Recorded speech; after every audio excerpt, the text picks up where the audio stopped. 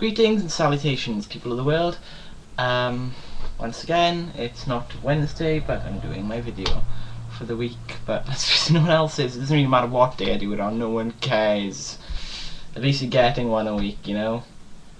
I'm looking down there a lot because my cat had kittens yesterday, and I would have done it yesterday, but I was babysitting kittens all day. Well, I wasn't babysitting, but I was watching, trying not to disturb kittens, and you can see.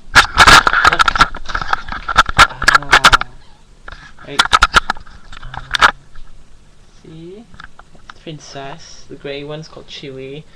One of them is Zap, and we haven't named the other three yet.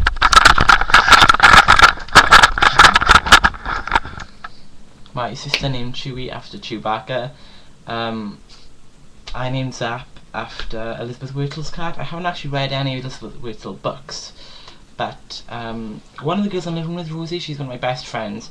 I'm living with her in September, and it's her favourite book is Prozac Nation, and we were going to get a cat for this house, and we were going to have one of the kittens that my cat had before, and I don't know, we toyed to the idea of calling it Children or Little Boy, just so if we lost this cat we could just go, little boy, come here children, down the road, and we'd be talking to the cat, and it would be a funny joke, you know, but it would be a sort of very, very dark humour joke, I guess. So Zap was one of the names we were actually going to call it, and I don't even know if we're allowed to have cats. If we are, then we might keep one of them, we might keep Zap, but I don't know if we are. I doubt it very highly. Although we are allowed to have hamsters and like anything that's in a cage. Yeah. So, my cat's a slut. Basically, she got pregnant on Boxing Day. We just came back from my sister's house. We came down. We opened the front door, and she comes down the stairs. Next thing you know, this big, fat, grey, white tomcat just comes waltzing down after her. And we laughed, and then she got pregnant, and then we got kittens, and then literally as soon as all the kittens have left, she's pregnant again. What cats just get screwed a lot, apparently. She's like the village bike. I think every cat in the area has had a ride, you know. And I think my dog my dog tries to have sex with everything. You know, he's tried to have sex with the cat, he's tried to have sex with couches, he's like a puppy, you know, he's very, I don't know, dogs just seem to have their puberty much earlier than humans do, I guess. Wow, this is a very colourful video. I haven't even sworn yet, I don't think, but at the same time, right, JTV, right, that's what I really want to talk about.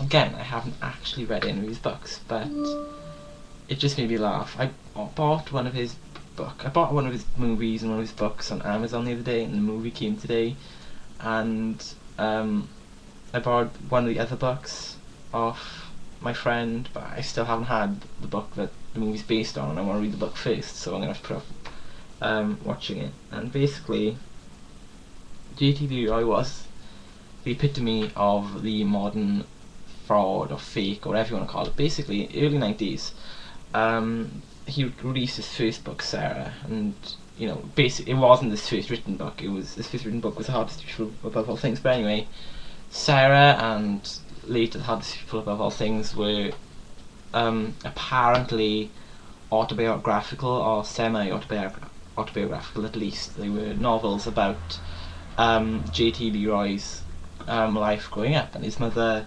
abused him and made him dress up as a woman, and it's about his experiences with child prostitution and drugs and stuff like that, and how they affect the people around him, from what I understand. And I know it's a bit bullshit. I want to talk about him first, and then talk about him when I've actually read the books and seen the movie, you know, because then, no, this is just my opinion. It's like, but anyway, it turns out that J.T. Leroy doesn't exist, you know, isn't.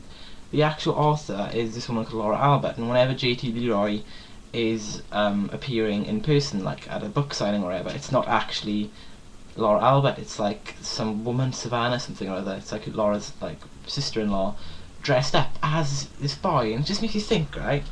When people found out that JT Leroy didn't even exist, there was a big media backlash. It was almost like people like not lived through him, but people obsessed over this guy, you know, and his life. You know, they've even like some like modern authors have like come with this idea and done books based partly on the whole JT Leroy saga. You know, there's Dennis Cooper who wrote The Sluts, and there's that sort of element to it.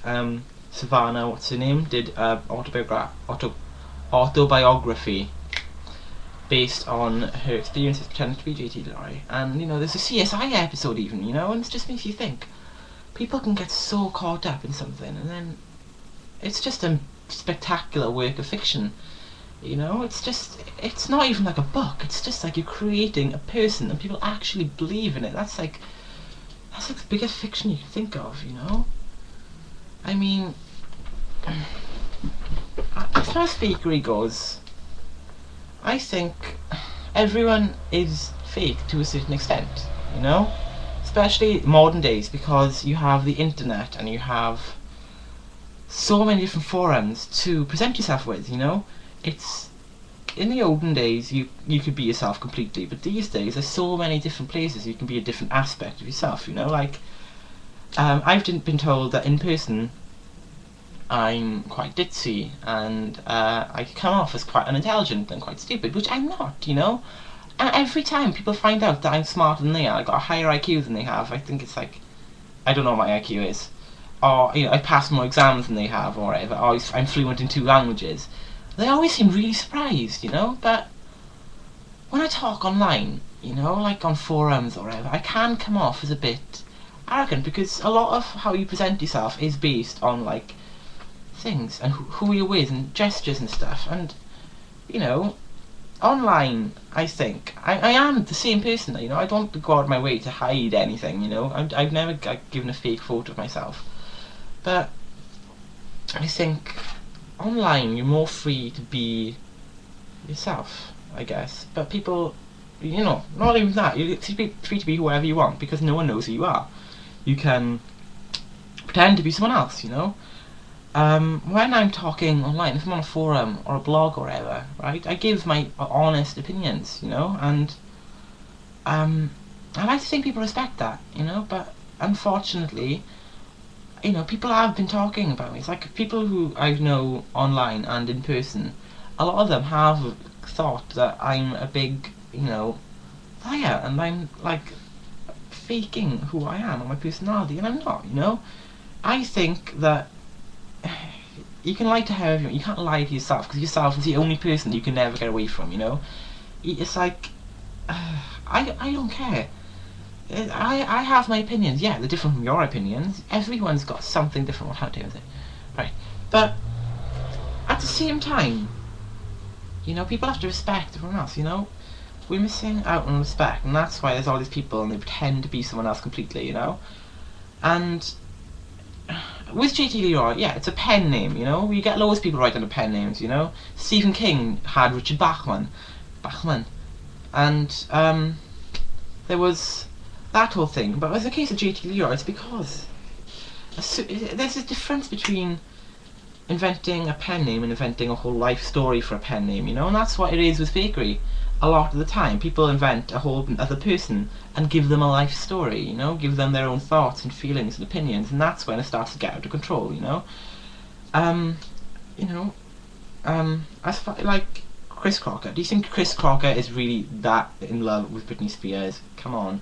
You know, he openly admits that he lies in his videos and acts in his videos, but no, apparently that's the one real thing that he's done, you know, the one thing that's more over the top than any other, you know. Just, I don't plan anything out when I do these things. I have like a vague notion of what I'm going to talk about, you know, and then I just do it organically. But people who like have a script and things, that's not real, that's not organic, that's fake. You know, keep your opinions, you know, but just let them free flow.